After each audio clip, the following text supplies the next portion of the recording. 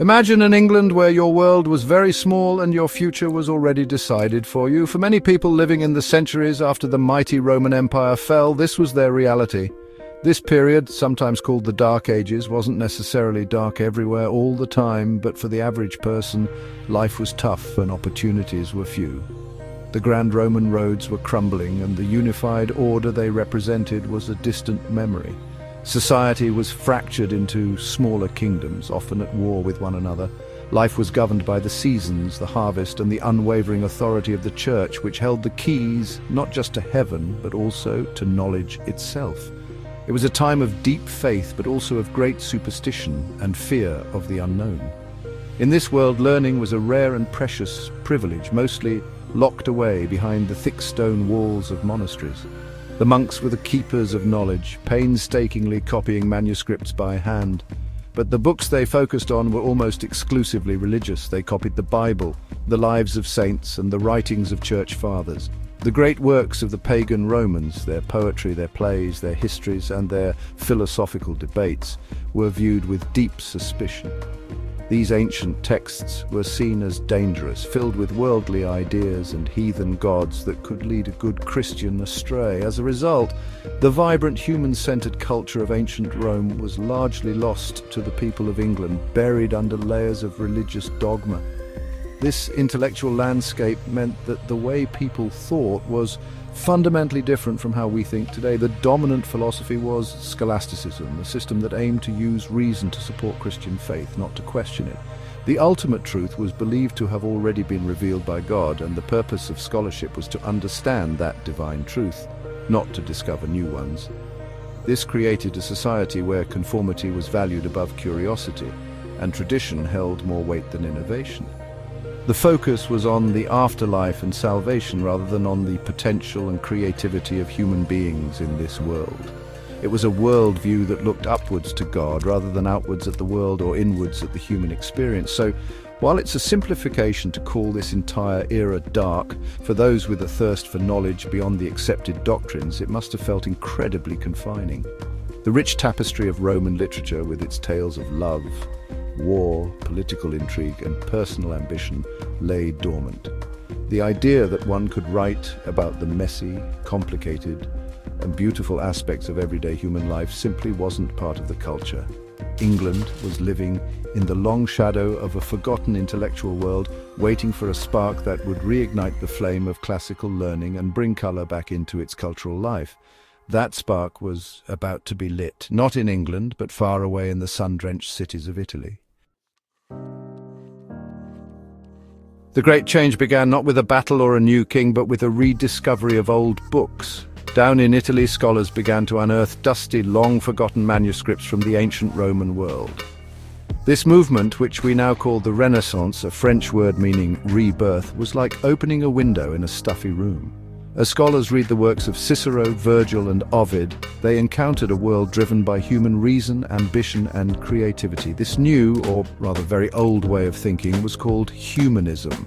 It didn't seek to replace God, but it placed a new and exciting emphasis on human potential and the value of life on Earth.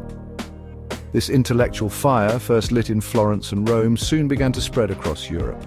These classical ideas traveled to England through various channels. English scholars and aristocrats journeyed to Italy and returned with revolutionary new perspectives, and more importantly, with books. The fall of Constantinople in 1453 also played a crucial role as Byzantine scholars fled westward, bringing precious Greek and Roman texts with them. But perhaps the most important invention for spreading these ideas was the printing press, introduced to England by William Caxton in 1476. Suddenly, books could be produced quickly and more cheaply. Knowledge that had once been the exclusive property of the church and the very wealthy could now reach a wider audience, fanning the flames of curiosity across the nation. The return of Roman literature had a profound effect on the English mindset. Instead of seeing humanity as inherently sinful and flawed, thinkers began to celebrate human achievement. They learned from the Romans about rhetoric, the art of persuasive speaking and writing, which transformed politics and law. They read Roman histories that were not about saints, but about powerful leaders and the rise and fall of empires, offering secular lessons in statecraft. The focus shifted from a life lived solely in preparation for the next world to a life that could be shaped, improved, and understood in the here and now. It was a seismic shift that challenged centuries of established thought. This wasn't just an abstract intellectual exercise, it changed how people saw themselves and their place in the world. The Roman emphasis on the individual, the dignitas hominis, or dignity of man, inspired a new sense of personal identity and ambition. Artists began signing their works, poets wrote about their own feelings, and explorers set out to chart unknown territories. The world no longer seemed a fixed and unchangeable stage for a divine drama, but a vast and fascinating place to be explored, understood, and even mastered by human beings. The light of ancient Rome was beginning to dawn over England, promising a new era of creativity and discovery. As these classical ideas took root, English literature began to blossom in spectacular fashion. One of the earliest figures to bridge the old world and the new was Geoffrey Chaucer. While he lived just before the full flowering of the English Renaissance, his work shows its early influence. In the Canterbury Tales, he did something revolutionary. He wrote in English, the language of the common people, not in Latin or French. He drew inspiration from Italian writers like Boccaccio, who had themselves been inspired by the Romans. Chaucer's characters were not distant saints or epic heroes. They were ordinary, flawed, and vibrant people from all walks of life. A knight, a miller, a pardoner, a wife from Bath. He gave them individual voices and psychological depth, reflecting the new humanist focus on everyday human experience. Following Chaucer, a new generation of writers fully embraced the Renaissance spirit. Poets like Edmund Spenser and Sir Thomas Wyatt adopted classical forms like the epic and the sonnet, a poetic structure popularized in Italy by Petrarch. Spenser's monumental poem, The Faerie Queene, was a grand allegory of English life, but it was built on the framework of classical epics. These writers weren't simply copying the Romans. They were using classical tools to explore English themes, to celebrate their nation, and to perfect their own language. They were proving that English could be just as beautiful, expressive, and powerful as Latin or Greek. A distinctly English literary tradition was being forged. Of course, no figure looms larger in this story than William Shakespeare.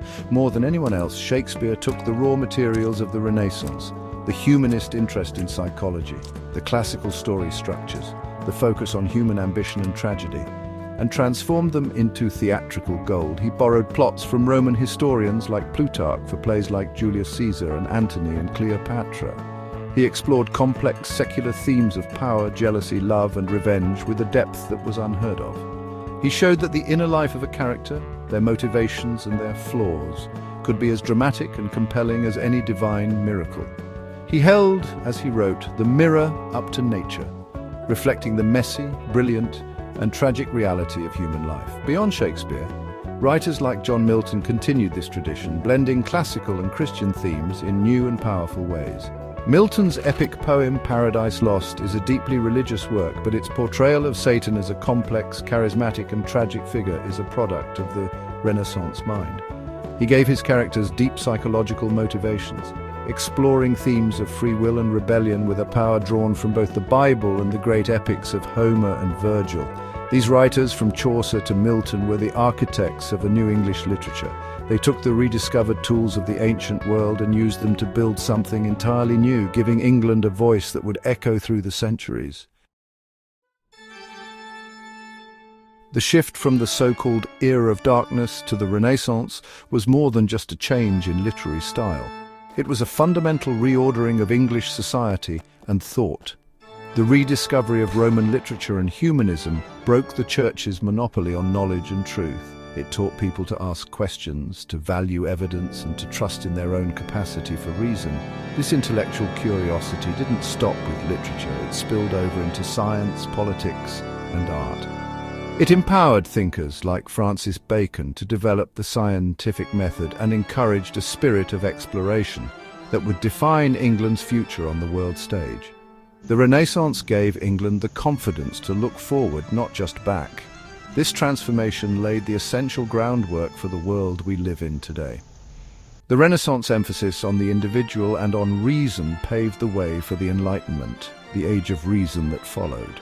The ideas of individual rights, freedom of speech, and skepticism toward authority, ideas we now take for granted, have their roots in the humanist revolution of the Renaissance. When we read a novel that explores a character's inner thoughts, watch a play about political ambition, or study a history that seeks to understand human motivations, we are engaging with a legacy that began when those first dusty Roman manuscripts were opened. The literary achievements of the English Renaissance have had an enduring and global impact.